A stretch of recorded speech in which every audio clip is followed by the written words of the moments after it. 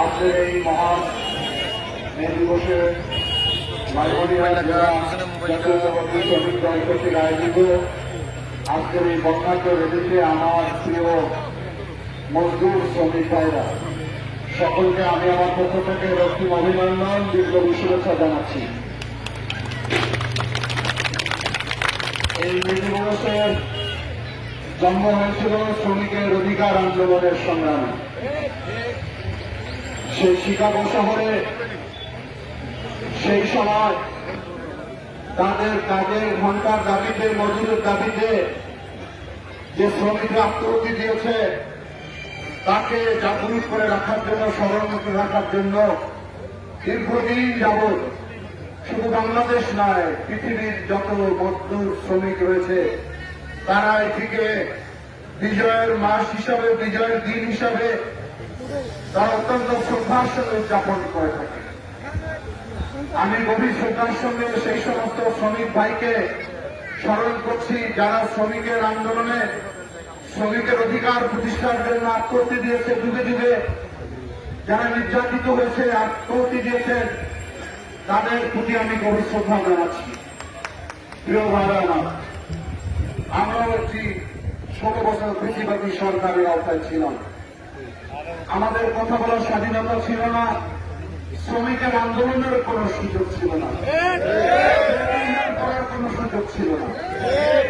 একটি দলীয়করণে কৃষিবাদী সরকারের আওতায় শ্রমিকদের আকাঙ্ক্ষিত কোন দাবি এই ভোট সরকার পালন করে নাই।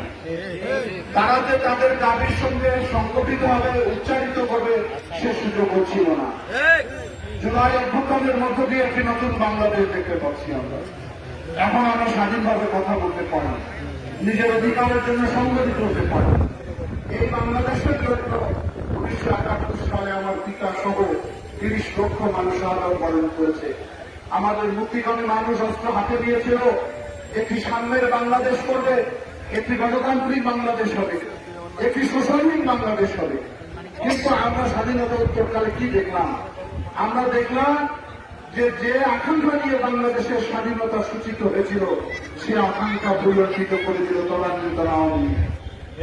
সব রাজনৈতিক দলকে নিষিদ্ধ ঘোষণা করা হলো, এক দল কায়েম করা হলো বাদশাহ, অর্থাৎ তারাই শুধু রাজনীতি করবে, আর তারা কোনো অধিকার থাকবে না। বাংলাদেশের মানুষ সবসময় গণতন্ত্র প্রিয়, মুক্তিকামী মানুষ। যত নির্যাতন নেমে আসলো বাংলাদেশের মানুষের উপর, রক্ষী বাহিনী, লাল বাহিনী, বড় বাহিনী, সমস্ত বাহিনীর বিরুদ্ধে বাংলাদেশের মানুষ টেকনাফ থেকে তেঁতুলিয়া সংগ্রাম করল। এবং এক সময় দেখা গেল 1975 সালে তাদেরই দলের অন্তর্বন্ধনের এবং অনিবার্য হয়ে পড়ল শেখ মুজিবের মৃত্যু। যার কারণে আমার বাংলাদেশ একটি অন্ধকারে চলে গেল। সেখান থেকে আমাদের প্রিয় নেতা, আমাদের পার্টির প্রতিষ্ঠাতা শহীদ রাষ্ট্রপতি জিয়াউর রহমান ওই 7ই নভেম্বর সিপাহী এবং জনতার বিপ্লবের মধ্য দিয়ে আবার ক্ষমতার পদদেশে এসেছিলেন। যে ব্যক্তি স্বাধীনতার ঘোষণা দিয়েছিলেন, যুদ্ধ করেছিলেন, বাংলাদেশের মানুষ আবার জিয়াউর রহমানের অভাব অনুভব করলেন, আবার বাংলাদেশের মানুষকে মুক্ত করলেন, নতুন করে বাংলাদেশের সকল মানুষের গণতান্ত্রিক অধিকার ফিরিয়ে দিলেন, সব রাজনৈতিক দলকে মুক্ত করে দিলেন, বাংলাদেশে একটি গণতান্ত্রিক পরিবেশ ফিরে আসলো। আমরা দেখলাম আবার ষড়যন্ত্র হল জিয়াউর রহমান এবং বিএনপির বিরুদ্ধে, তাকে কাপুরুষোচিতভাবে হত্যা করা হল। তারা ধারণা করেছিল যে এর মধ্য দিয়ে বিএনপি নিশ্চিহ্ন হয়ে যাবে, বিএনপির নাম গন্ধ থাকবে না বাংলাদেশে। কিন্তু সবাই জানেন যে জিয়াউর রহমান জীবিত, জিয়াউর রহমানের চেয়ে মৃত শহীদ জিয়াউর রহমান আমাদের কাছে অনেক বেশি। তার নীতিকে ধারণ করি, যার কারণে আমাদের প্রিয় নেত্রী, দেশনেত্রী বেগম খালেদা জিয়া 9টি বছর ওই শৈল ইসলামের বিরুদ্ধে বাংলাদেশে টেকনাফ থেকে তেঁতুলিয়া সংগ্রাম করেছেন, আপোষ করে নাই। যার কারণে বাংলাদেশের মানুষ তাকে বলিয়ে দিয়েছে আপসীন দেশনেত্রী বেগম খালেদা জিয়া, বলিয়ে দিয়েছে দেশ মাতা খালেদা জিয়া। বিএনপির ইতিহাস হচ্ছে সংগ্রামের, বিএনপির ইতিহাস হচ্ছে গণতন্ত্রের, বিএনপির ইতিহাস হচ্ছে স্বাধীনতা, সার্বভৌমত্ব রক্ষার ইতিহাস। খালেদা জিয়া আজকে বাংলাদেশের টেকনাফ থেকে তেঁতুলিয়া তার উপরে যত নির্যাতন করা হয়েছে, তাকে অন্যায়ভাবে জেলখানায় অন্তরীণ করে রাখা হয়েছে, তারপরে বাংলাদেশের গণতন্ত্রের সাথে আপোষ করে না। আমি বাংলাদেশে এই জুলাই অভ্যুত্থানের মধ্য দিয়ে আবার মুক্ত হয়েছে। আমাদের প্রিয় নেতা তারেক রহমান দীর্ঘ 16টি বছর মামলা, জুলুম, অত্যাচার, জেলকে মাথায় রেখে বাংলাদেশের বিএনপিকে সংগঠিত করেছে। আজকে বিএনপি অতীতের সকল সময় সে বেশি শক্তিশালী। এই শক্তিশালী অবস্থা দেখে কিছু কিছু রাজনৈতিক দল ভয়ভীত হয়েছে। তারা নানান কথা বলছে। আন্দোলন করলাম 16 বছর কি জন্য? একটি গ্রহণযোগ্য, অবাধ, নিরপেক্ষ, প্রতিযোগিতামূলক নির্বাচনের জন্য। রক্ত দিল আমার ভাইরা, শহীদ হল আমাদের ভাইরা, জেল খাটল, গুম হলো, হাজার না লক্ষ লক্ষ মামলা নিয়ে আমরা রাজপথ প্রকম্পিত করলাম একটি আশায় একটি গ্রহণযোগ্য প্রতিযোগিতামূলক নির্বাচন হবে। নতুন নতুন অনেক লোক সবক দিচ্ছেন সংস্কার আগে না নির্বাচন আগে। আমরা কোনো সময় বলি নাই যে আমরা সংস্কার মানি না।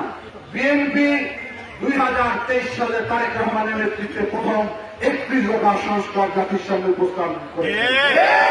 এখন অনেকেই অনেক কথা বলেন, যখন ফ্যাসিবাদী শাসন ছিল, যখন বাংলাদেশ অন্ধকারে নিমজ্জিত ছিল, তখন যদি আমার নেতা তারেক রহমান 31 দফা দেওয়ার সাহস রাখে, এখন তো অনেকেই অনেক কথা বলে।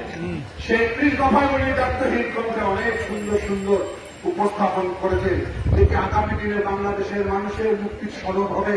বাংলাদেশের রাষ্ট্র ক্ষমতা, রাষ্ট্র কাঠামো মেরামত করে একটি গ্রহণযোগ্য, একটি অবাধ, একটি বৈষম্যহীন, একটি মানবিক, একটি গণতান্ত্রিক রাষ্ট্র আমরা গঠন করব।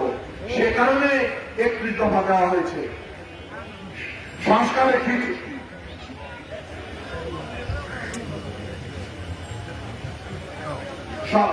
এই 31 দফার ভিতরে শ্রমিকদের কথা বলা রয়েছে, কৃষকের কথা বলা রয়েছে, ছাত্রের কথা বলা রয়েছে। 31 দফায় স্পেসিফিক ভাবে 17 দফা প্রকাশ করা হয়েছে। আগামী দিনে বিএনপি রাষ্ট্র ক্ষমতায় গেলে বাংলাদেশের শ্রমিকদের জন্য কি করবে, কর্মসংস্থানের জন্য কি করবে। এখন যারা সংস্কারের অজুহাত দিচ্ছেন, সংস্কার একটা চলমান প্রক্রিয়া, কোন সংস্কার একদিনে শেষ হয় না। সবাই আপনারা বোঝেন। আজকে মানুষের চিন্তা ভাবনা, মানুষের জীবন ব্যবস্থায়, মানুষের রুচি 50 বছর একরকম থাকবে। আমাদের দাদারা যেভাবে চলেছে আমরা সেভাবে চলি না। আগের মানুষের পোশাক পরিচ্ছদ, বাড়ি ঘর পরিবর্তন হয়ে গেছে। পরিবর্তনশীল যুগে, পরিবর্তনশীল পৃথিবীতে সব সময় সংস্কার করতে হবে। আর বিএনপি সব সময় সংস্কার করে গিয়েছে। শাসন ব্যবস্থা থেকে বহুদলীয় গণতন্ত্র দিয়েছে। বিএনপি রাষ্ট্রপতি শাসন থেকে পরিবর্তন করে সংসদীয় গণতন্ত্র দিয়েছে। সুতরাং বিএনপি আর কেউ সংস্কার করতে পারবে না। এনারা করছেন কি সংস্কার সংস্কার বলে নির্বাচনকে পিছিয়ে যাওয়ার ষড়যন্ত্র করছেন। আমরা মনে করি রাষ্ট্র চালাবে রাজনীতিবিদরা। সুতরাং জাতির কাছে আমরা ওয়াদা দিয়েছি, জনগণের ম্যান্ডেট পেয়ে বিএনপি যদি রাষ্ট্র ক্ষমতায় যায়, তাহলে অবশ্যই আমরা 31 দফা বাস্তবায়ন করে একটি বাংলাদেশকে আলোকিত বাংলাদেশ করব। সেখানে যারা ষড়যন্ত্র করছেন, ওনারা এখন খেলোয়াড় তৈরি করতে পারেন নাই। রেফারি মাঠে রয়েছে, খেলা তো শুরু হবে।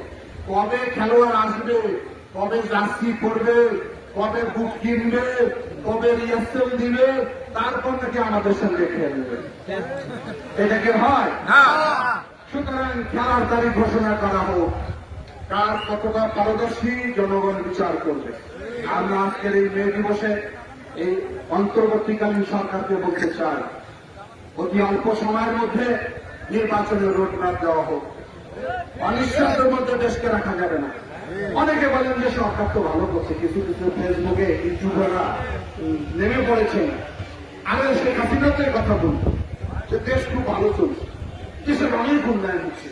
শেখ হাসিনার পরিবর্তন করার কেন প্রয়োজন হয়েছিল? পরিবর্তন হয়েছিল এর জন্য যে শেখ হাসিনার কাছে জনগণের ম্যান্ডেট ছিল না, ভোটে নির্বাচিত হয় না। এই জন্য তো পরিবর্তন করলাম, এই জন্য তো রক্ত, এই জন্য সুতরাং কোন ম্যান্ডেটহীন সরকার অনন্তকাল রাষ্ট্র ক্ষমতায় থাকতে পারে না। সরকার গঠন হবে, সরকার যদি খারাপ কাজ করে 5 বছর পর জনগণের কাছে ক্ষমতা থাকবে। তত্ত্বাবধায়ক সরকার ছাড়া আগামীকাল কোন নির্বাচন হবে না। সুতরাং ভয় পাওয়ার কোন কারণ নেই। সুতরাং দল গোছান, নির্বাচনে আসে, জনগণ যাকে ম্যান্ডেট দেবে তাদেরকে আমরা সেলুট করে দেব। কথা আর বাড়াতে চাই না। আজকের এই মহান মে দিবসে আমার লালমনিরহাট জেলার সর্বস্তরের শ্রমিক ভাইরা আপনারা যে সংগঠিত হয়েছে, এই সংগঠনকে আরো মজবুত করতে হবে, কারণ শ্রমিকরা হল উন্নয়নের হাতিয়ার। বাংলাদেশকে যদি আমরা আমাদের কাঙ্ক্ষিত জায়গায় নিতে চাই, তাহলে শ্রমের কোন বিকল্প নাই। শ্রম এবং পুঁজির মিশ্রণে একটি দেশ উন্নয়ন সাধিত হতে পারে। সে কারণে আপনারা সংগঠিত আছেন, আরো সংগঠন বৃদ্ধি করতে হবে। সামনে যখনই নির্বাচন আসবে, যার যার অবস্থান, যে যেখানে কর্মরত হয়েছে, সেই ক্ষেত্রে আপনাদেরকে কাজে নামতে হবে এবং বিএনপিকে রাষ্ট্র ক্ষমতায় নিয়ে এসে জনগণের আকাঙ্ক্ষাকে বাস্তবায়ন করতে হবে। রাজি আছেন সবাই?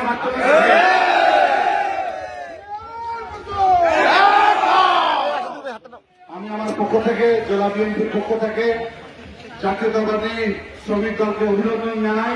তারা অত্যন্ত একটি বর্ণাঢ্য শোভাযাত্রার আয়োজন করেছে। আমাদের প্রিয় নেতা তারেক রহমানের পক্ষ থেকে অভিনন্দন জানাই।